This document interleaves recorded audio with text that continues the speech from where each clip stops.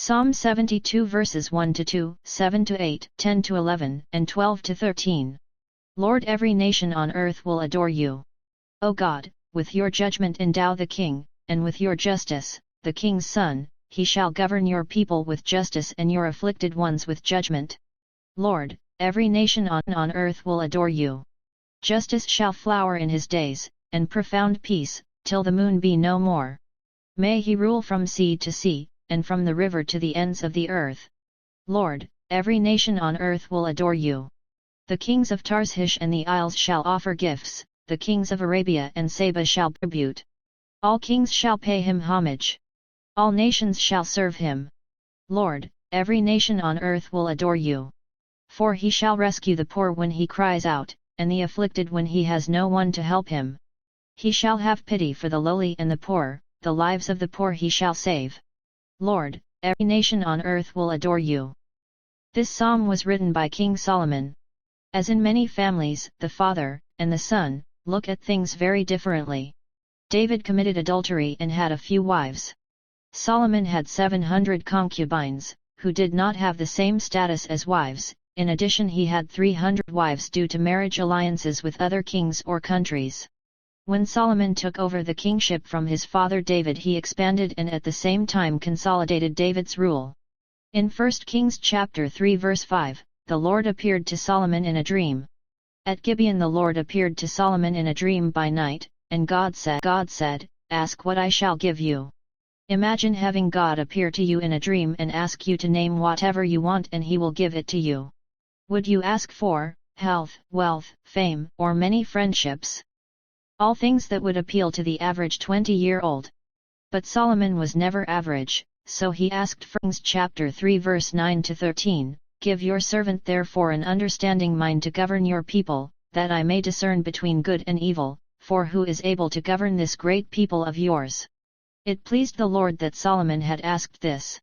And God said to him, "Because you have asked this, and have not asked for yourself long life or riches or the life of your enemies, but have asked for yourself understanding to discern what is right, behold, I now do according to your word.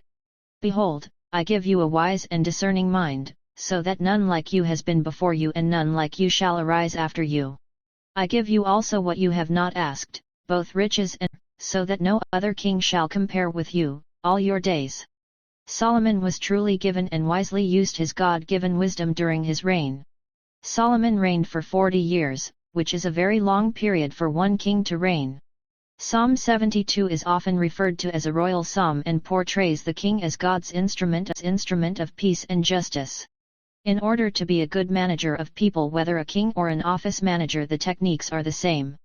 Carefully read all 20 verses of Psalm 72 and consider how you treat others, how you are treated by bosses or co-workers at your place of employment, and you can see why Solomon wrote this instructional manual. Reread it and compare it to your understanding of the life of Christ, and you will discover how he acted while on earth, right down to praying to his Father and asking for the Father's guidance. As Jesus said, "Blessed are you poor, for yours is the kingdom of God." The ruling king will mirror the covenant God made with Israel. Would be a very different world if all the people in authority ruled with justice and mercy. Thus, those who oppress the poor will eventually self-destruct. This promise is fulfilled when Jesus defeats death, the devil, and subjects the nations to his rule. Jesus is the righteous king's son, the Messiah. Remember, his earthly ministry was devoted to healing and freeing people from those things that held them in bondage. His kingdom extends to the ends of the earth and is, not will be, but is, greater than any human country or kingdom. Both women claimed the same child as their own. He declared that there was only one fair solution, namely, the child should be split in two, each woman receiving half of the child. Upon hearing this terrible verdict, the baby's true mother cried out in horror and anguish, "Please, my lord, give her the live child, do not kill him." However, the liar, in her bitter jealousy, exclaimed, "It shall be neither mine nor yours, divide it." Realizing that a true mother's instincts are to protect her child, Solomon instantly gave the baby to the real mother, who was willing to relinquish her baby in order to save its life.